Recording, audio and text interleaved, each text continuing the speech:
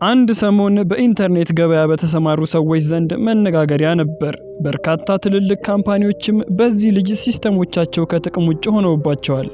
ከ1 ቢሊዮን ዶላር በላይ ኪሳራ ማድረስ የቻለ ነው። ስሙ ማይክል ካልስ ይባላል። ገና የ15 ዓመት ታዳጊ ሲሆን በ2000 ዓመተ ምህረት የዚህ ልጅ ስም እጅጉን ገኖ ነበር። ዓለማችን ላይ አስፈሪ ከተባሉ 10 ሃከሮች መካከልም ስሙ በ7ኛ ደረጃ ሰፍሮ ይገኛል። እንደምን ቆያችሁ ውድ የዜና አዲስ ተከታታዮች፣ በዛሬው ቪዲዮ ዓለማችን ላይ አሉ ከተባሉ ሃከሮች መካከል አንዱን ላስቃኛችሁ ወድጃለሁ። በታሪኩ እንደምትደሰቱ አልጠራጠርም። ከቻናል የመሸጋገሪያ በኋላ እስክመለስ ላይክ፣ ሼር እና ሰብስክራይብ ያደረጋችሁ ጠብቁኝ።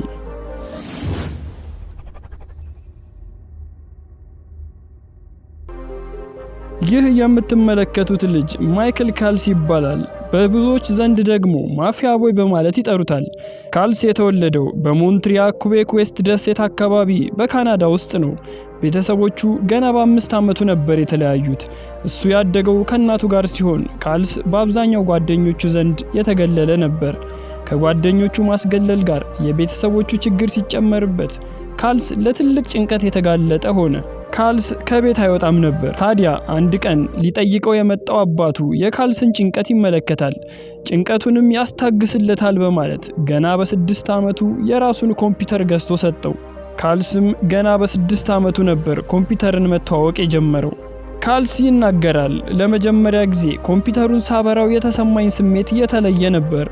ምንም ጓደኛ ባይኖረኝም ራሴ የምቆጣጠረው ሌላ ነገር በማግኘቴ እጅጉን ነበር የተደሰትኩት። ከዛ ቀን ጀምሮ የመገለል ስሜቴ ጠፋ፣ ትኩረቴ ሁሉ ኮምፒውተር ላይ ሆነ ይላል። ቀስ እያልኩም የኮምፒውተር የመጠቀም ክህሎቴን አሳደግኩ። ኮምፒውተር ምን እንደሆነ በደንብ ካወቅኩ በኋላ ልክ በ10 ዓመቴ ራንሰምዌር ስለሚባሉ ማልዌር ሃክ ማድረጊያ ሶፍትዌሮች ሰማው። ከዛ ቀን ጀምሮ እነሱ ላይ ትኩረት አድርጌ መመራመር ጀመርኩ። ከመመራመር አልፌም አንድ ቀን ብሉቱዝ የበራ ስልክ መጥለፍ የሚችል አንድ ራንሰምዌር መስራት ቻልኩኝ። እጅጉን ነበር ደስ ያለኝ። በመቀጠል ወደ ዋይፋይ ገባው። አንድ ዋይፋይ ላይ ኮኔክት ያደረጉ ስልኮችን መጥለፍና መረጃቸውን መበርበር ቻልኩኝ። ታዲያ ከጊዜ ወደ ጊዜ ይህ ክህሎት እየዳበረ ነበር ሄደው። የኮምፒውተር ዕውቀቴ በጨመረ ቁጥርም ሃክ ማድረግ የሚችላቸው ሲስተሞች በዛው ልክ የትልልቅ ድርጅት ሲስተሞች መሆን ጀመሩ። አሁን 15 ዓመት ሞልቶኛል። ስለ ኮምፒውተር ሲስተምና ስለ አጠላለፋቸውም በደንብ አውቄያለሁ። ስለዚህ የመጀመሪያውን ዓለም አቀፍ የሳይበር ጥቃት ለማድረስ ተዘጋጀው። ታዲያ ስዘጋጅ መጀመሪያ የመጣልኝ ሲስተም በወቅቱ መነጋገሪያና እጅግ ታዋቂ የነበረው የያሆ ሲስተም ነበር። በመቀጠልም ካልስ ያሆን ሃክ ለማድረግ ፕሮጀክት ሪቮልታ የተሰኘ እቅድ አወጣ። በዚህም እቅድ መሰረት ካልስ የያሆን ሲስተም ሊሰብርበት የሚችል አንድ ሶፍትዌር አዘጋጀ። በፌብሩዋሪ 7 2000 ላይ ይህንን ሶፍትዌር ኮምፒውተሮቹ ላይ ያስነሳውና ወደ ትምህርት ቤት ይሄዳል። ታዲያ የካልስ ሶፍትዌር በሚገርም ሁኔታ የያሆን ሲስተም ሰብሮ መግባት ቻለ። ሰብሮ መግባት ብቻ ሳይሆን ለአንድ ሰዓት ያክል ሲስተሙን ከአገልግሎት ውጭ እንዲሆን አደረገው። ይህንን ካደረገ በኋላ ካልስ ይህንን ሶፍትዌር በመጠቀም በርካታ ሲስተሞች ላይ ጥቃት ማድረስ ቻለ። የጥቃቱ ሰለባ ከሆኑት ትልልቅ ካምፓኒዎች መካከልም አማዞን፣ ኢቤይ እና ሲኤንኤን የተሰኙ ዓለም አቀፍ ተቋማት ይገኙበታል።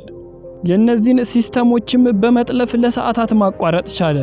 ይህ ያልተጠበቀ ታዳጊ ዓለም ላይ ያሉ ትልልቅ ካምፓኒዎችን በመጥለፍና ለሰዓታት በማቋረጥ ከ1 ቢሊዮን ዶላር በላይ ኪሳራ ዳረጋቸው። ካልስ በስተመጨረሻ ይህን ሶፍትዌር በመጠቀም ሃክ ለማድረግ የሞከረው የዴልን ኩባንያ ነበር። ነገር ግን የዴል ኩባንያ ሊጠልፋቸው መሆኑን ቀድሞ በማወቃቸው ሊከላከሉት ችለዋል። ታዲያ ካልስ ይህንን ሁሉ ሲያደርግ ስለሱ ማንነት ማንም አያውቅም ነበር። ከጊዜያት በኋላ ግን ካልስ በሶሻል ሚዲያዎች ላይ ስለራሱ ሲያወራ ተሰምቶ ወንጀለኛ መሆኑ ተደረሰበት። በቤቱ ሳለም ከነ ኮምፒውተሩ በፖሊሶች በቁጥጥር ስር ዋለ።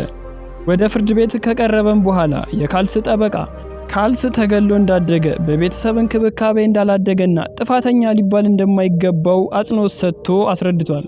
ፍርድ ቤቱ ግን ካልስ ምንም ጸጸት አልተሰማውም በማለትና ለሌላ የሳይበር ጥቃት በርካታ ገንዘብ ተከፍሎት ወደ ጣሊያን ሊሄድ መሆኑ ስለተደረሰበት ጥፋተኛ ብሎታል። ለ12 ቀንም እንዲታሰርና በተጨማሪ ለ8 ወራት ያክል ምንም አይነት ኢንተርኔት ያለበት ቦታ እንዳይደርስ በማለት ትዕዛዝ አስተላልፎበታል።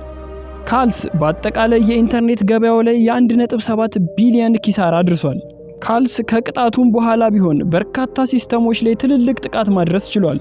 በአንድ ወቅት የአሜሪካው ፕሬዝዳንት ባራክ ኦባማ መድረክ ላይ ቆመው ስለሱ እስኪናገሩ ድረስ አስጨንቋቸው ነበር። ካልስ የሃይ ስኩል ትምህርቱን ከጨረሰ በኋላ በአሜሪካ መንግስት ተለምኖ የሴኩሪቲ ኤክስፐርት ተደርጎ ሊሾም ችሏል። አሁን ላይ ካልስ በሴኩሪቲ ኤክስፐርትነት በበርካታ ካምፓኒዎች ውስጥ እየሰራ ይገኛል።